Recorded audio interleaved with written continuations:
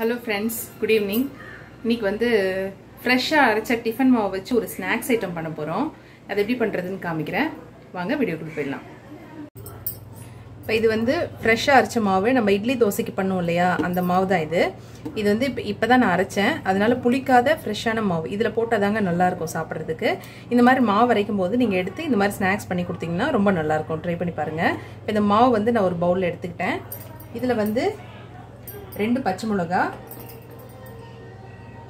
ஒரு medium size குடமிளகாவும் ஒரு சின்ன கேரட்டும் பொடி நறுக்கி சேர்த்துக்கிறேன்.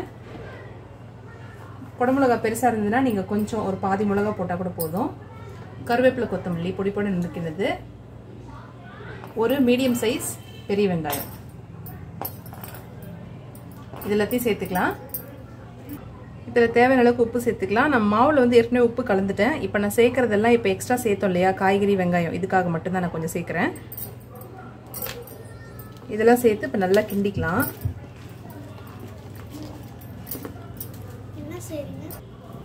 போண்டா செய்கிறேன்.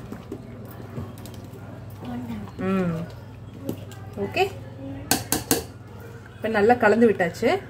இந்த திக்னஸ் தான் இருக்கணும். ரொம்ப தண்ணியாகவும் ஆகிடக்கூடாது, ரொம்ப கெட்டியாகவும் இருக்கக்கூடாது. இது வந்து கரெக்டான திக்னஸாக இருக்கும். இப்படி இருந்தால் தான் எண்ணெய் இழுக்காமல் இருக்கும். இப்போ வந்து வானலில் வந்து எண்ணெய் ஊற்றி வச்சுட்டேன். எண்ணெய் காஞ்சிட்ருக்கு. எண்ணெய் காஞ்சதும் நம்ம இந்த போண்டா வந்து போட்டு எடுத்துடலாம். இப்போ எண்ணெய் வந்து நல்லா காஞ்சிடுச்சு. நம்ம வந்து போண்டா போட்டு எடுத்துடலாம். நான் வந்து சின்ன கரண்டியில் போடுறேன். நீங்கள் கையில் எடுத்து கூட போடலாம், இல்லை ஸ்பூனில் எடுத்து கூட போடலாம். உங்களுக்கு எந்த சைஸில் வேணுமோ அந்த சைஸில் நீங்கள் போட்டுக்கோங்க.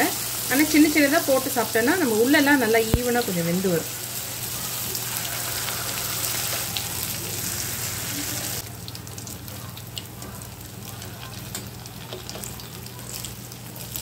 அப்படியே மெதுவாக திருப்பி விட்டு, நம்ம வடை போடுற மாதிரியே தாங்க, அப்படியே மெதுவாக திருப்பி விட்டு 2 பக்கமும் நல்லா செவர விட்டு எடுக்க வேண்டியது தான்.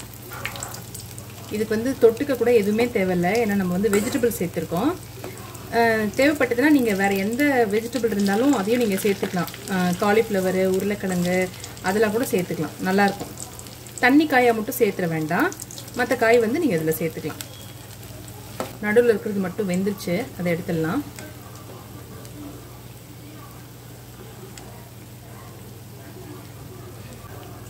நம்ம இந்த மாதிரி செஞ்சு கொடுத்தோன்னா நல்லா வெஜிடபிள்ஸ்லாம் போட்டு செஞ்சு கொடுக்கறதுனால ரொம்ப ஹெல்த்தியாக இருக்கும். பசங்களுக்கும் வந்து நல்ல ஒரு சூப்பரான ஸ்நாக்ஸ் செஞ்சு கொடுத்த மாதிரி இருக்கும். நம்மளுக்கும் வந்து ஹெல்த்தியான ஸ்நாக்காக கொடுத்தோன்னு ஒரு சாட்டிஸ்ஃபேக்ஷன் இருக்கும். இது வந்துருச்சு, எடுத்துடலாம். இப்போ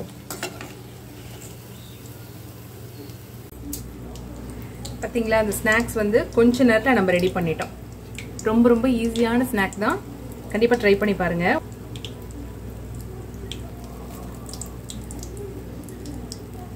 வா, பார்த்தீங்களா, பார்க்கவே எவ்வளோ கலர்ஃபுல்லாக சூப்பராக இருக்குது. நம்ம போட்டிருக்க இந்த கேரட்டு, கேப்சிகம் எல்லாமே வந்து எவ்வளோ கலர்ஃபுல்லாக இருக்குது பாருங்கள்.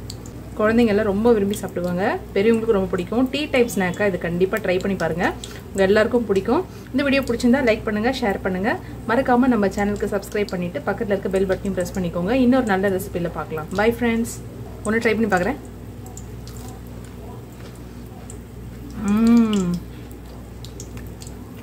சூப்பராக இருக்குங்க, வேறு லெவலில் இருக்குது.